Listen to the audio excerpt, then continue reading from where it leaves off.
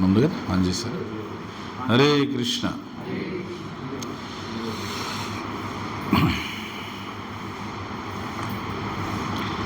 భగవంతుని యొక్క దివ్యమైనటువంటి నామం కలియుగ జనులందరికీ కూడా అత్యంత సులువైన, సరళమైన, ఉన్నతమైన, ఉదాత్తమైనటువంటి మార్గం. ఆ భగవంతుని తెలుసుకోవడానికి, భగవంతుని అనుగ్రహాన్ని పొందడానికి మనం మన హృదయంలో ఉన్నటువంటి కోటాను కోట్ల జన్మల్లో ఉన్నటువంటి కర్మలన్నింటినీ కూడా, కల్మషాలన్నింటినీ కూడా పూర్తిగా ప్రక్షాళన చేసుకోవడానికి ఇది అత్యంత గొప్ప వరదానం. స్వామీజీ ప్రభుపాదుల వారు ఏం చెప్తారంటే, ఈ కృష్ణనామం అద్వితీయ వరప్రసాదం. కృష్ణ భక్తి అద్వితీయ వరప్రసాదం. అద్వితీయ, ద్వితీయ లేదు, అద్వితీయ వరప్రసాదం. అటువంటి వరప్రసాదమైనటువంటి నామాన్ని ఎంత బలంగా మనం స్వీకరించాలి అని చెప్పానంటే చెప్తారు. ఒక వస్తువు యొక్క లేదా ఒక వ్యక్తి యొక్క విలువని తెలిసినప్పుడు దాన్ని చాలా గొప్పగా ఉపయోగించడం జరుగుతుంది. ఆ విధంగా మనకు వచ్చినటువంటి ఒక అద్భుతమైనటువంటి ఆ వస్తువు లేదా ఆ వరప్రసాదం ఏమిటి అని అంటే, వాస్తవంగా అది వస్తువు కాదు, వరప్రసాదము. వరప్రసాదం అని చెప్పడం కన్నా స్వయంగా భగవంతుని యొక్క ప్రసాదం. ఏమిటది అని అంటే పవిత్రమైనటువంటి భగవన్నామం. దీని గురించి ఆచార్యులు నరోత్తమ దాస్ ఠాకూర్ వారు ఏం చెప్పారంటే, గోలోకేర ప్రేమధన హరినామ సంకీర్తన, గోలోకేర ప్రేమధన హరినామ సంకీర్తన,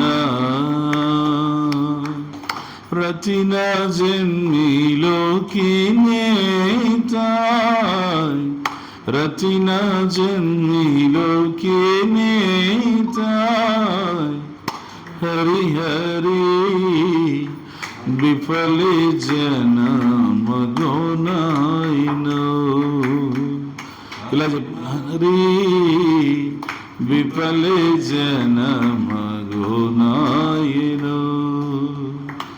ఈ సంకీర్తనలో నరోత్తమ దాస్ ఠాకూర్ చెప్తున్నారు, గోలోకంలో ఉండే ప్రేమధనం హరినామ సంకీర్తన రూపంలో ఈ భూలోకానికి వచ్చింది. అంటే ఎంత గొప్ప విషయం చూడండి. గోలోకంలో నుండి ప్రేమధనం అది. అందువల్ల హరిహరి జీవితం అంతా కూడా వృధా అయిపోయింది. ఇప్పటికే ఎన్నో సంవత్సరాలు, ఎన్నో దశాబ్దాలు. ఇప్పటికైనా సరే నేను జీవితాన్ని ఉపయోగించుకునే దిశలో ప్రయత్నం చేస్తాను, ఆ నామాన్ని నేను స్వీకరిస్తాను అని చెప్పి. అందుకని మనం జీవితంలో ధనము, సంపద అనేటువంటి విషయం గురించి సహజంగా ఆలోచిస్తాము. ఎంతో కొంత కూడబెడతాము, నా కోసం, నా పిల్లల కోసం, కుటుంబ సభ్యుల కోసం, భవిష్యత్తు కోసం, ఇట్లా రకరకాలుగా. కానీ అలానే ఆ సంపద కూడబెట్టే ప్రయత్నంలో భాగంగా భగవన్నామ సంపద కూడా కూడబెట్టుకోవాలి. ఎందుకంటే ఇది ఎప్పటికీ తరిగిపోయినటువంటి సంపద, అసలైనటువంటి సంపద. అందుకని ఏం చెప్తారంటే అన్నమాచార్య, నీ నామమే మాకు నిధియో నిధానము, నీ నామమే ఆత్మ నిదానాంజనము, నీ నామమే మాకు నిధియో నిధానము. కృష్ణ, నీ పవిత్రమైనటువంటి నామమే, గోవింద, నీ పవిత్రమైన నామమే మాకు నిధి. అదే నిధానం, నిదానమే ప్రధానం.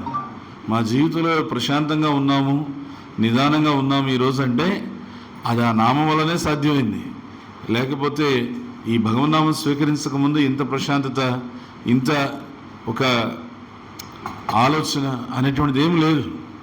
ఏదో ఉద్రేకంగా దూకుడుగా వెళ్ళిపోవడం అంతే. ఎప్పుడైతే ఆ భగవన్నామం జీవితంలో ప్రవేశించిందో ప్రశాంతత వచ్చింది. అంతేనే కాకుండా నీ నామమే ఆత్మ నిధానాంజనం, నీ నామమే మాకు ఆత్మకి అంజనం. అంజనం అంటే ఏంటంటే కళ్ళు. ఓం అజ్ఞాన తిమిరాంధస్య జ్ఞాన అంజన. అంజన, ఆ అంజనం వేస్తే కళ్ళు తెచ్చుకుంటాయి. ఆ విధంగా మాకేంటంటే ఈ అద్దంలో చూసుకునేటువంటి శరీరం మేము కాదు, ఈ శరీరం ఏదో ఒక రోజున వదిలేయాల్సిందే.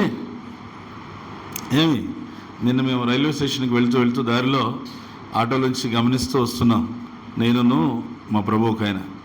అప్పుడు మేము అనుకుంటున్నాం అన్నమాట, సో ఆ ప్రభు అంటున్నారు, చూడండి ప్రభు, అక్కడ ఆ బోర్డు ఏదైతే ఉందో అశ్రు నివాళి అని, ఒకరోజు మన బోర్డు కూడా ఆ విధంగా పడుతుంది, అంతే కదా. మన వెంకటాద్రి ప్రభు మన పేరు కూడా ఒకరోజు ఆ బోర్డు అలా వచ్చేస్తుంది. ఈ లోపలే అశ్రు నివాళి అని పడక ముందే మనము మన కన్నీరు తుడుచుకోవాలి. మనము భగవంతుని యొక్క కృపను అందరికీ పంచి అందరి కన్నీళ్ళు మనము తుడవాలి. ఆ విధంగా మన జీవితంలో, జీవుల జీవితంలో ఉన్నటువంటి దుఃఖాన్ని రూపుమాపడం కోసం భగవంతుడు ఇచ్చినటువంటి ఈ హరినామ జపము, హరినామ సంకీర్తన విధానాన్ని మనం ఈ శరీరం నేల మీద పడకముందే ఎంత వీలైతే అంత మనము పంచాలి అని చెప్పి నేను చెప్పాను. ఆ ప్రభు కరెక్ట్ ప్రభు, అలాగే చేద్దాం మన ప్రయత్నం అని చెప్పేస్తున్నాడు. సో అందుకని మేము దారిలో వస్తుంటే అన్ని బోర్డులు కనిపిస్తున్నాయి ఇట్లా, ఏమి అశ్రు నివాళి, స్వర్గస్థులు అయ్యారు అనేసి. అప్పుడు ఆ ప్రభు రియలైజేషన్, అది మన బొట్టు కూడా ఒకరోజు పడుతుంది కదా ఇక్కడ.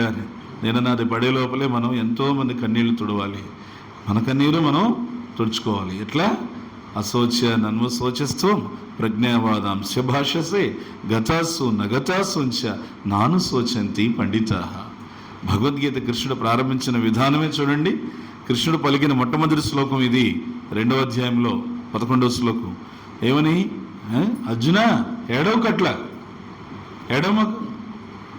ఏడవకూడని విషయం కోసం అనవసరంగా ఏడుస్తున్నావు, దుఃఖింప తగని విషయం కోసం దుఃఖిస్తున్నావు. నిజంగా ఈ భగవద్జ్ఞానం కలిగినటువంటి వాళ్ళు జీవించి ఉన్న వారి గురించి కానీ మరణించిన వారి గురించి కానీ దుఃఖించరు. కాబట్టి నువ్వు ఈ జ్ఞానాన్ని తీసుకో అని చెప్పి భగవంతుడు ఆయన భగవద్గీత మొదలు పెట్టడమే ఇట్లా మొదలుపెట్టాడు. ఏమని? ఏడవకూడని విషయం గురించి ఏడుస్తున్నారయ్యా, ఏడవకండి. భగవన్నామాన్ని పొద్దున్నే లేచి, పొద్దున్నే వాడట్టయ్యాడు, వీడిట్టయ్యాడు, వాళ్ళు ఇట్ట చేశారు, ఏడ్చే బదులుగా, నాకు అది లేదు, నాకు ఇది లేదని ఏడ్చే బదులుగా భగవన్నామాన్ని తీసుకొని హరే కృష్ణ కృష్ణ కృష్ణ హరే హరే, హరే రామ రామ రామ హరే హరే అని నామజపం చేద్దాం. పవిత్రమైనటువంటి ఏకాదశి రోజున ఇంకా తీవ్రంగా నామజపం చేయడానికి మనమందరం కూడా సమిష్టిగా ప్రయత్నం చేద్దాం. హరినామ ప్రభుకి, శ్రీ శ్రీ రాధా గోవింద భగవానికి, శ్రీ శ్రీ జగన్నాథ బలదేవ సుభద్రమాయకి, శీల ప్రభుపాదకి జయ. గౌర్ ప్రేమనందే హరి హరి బోల్.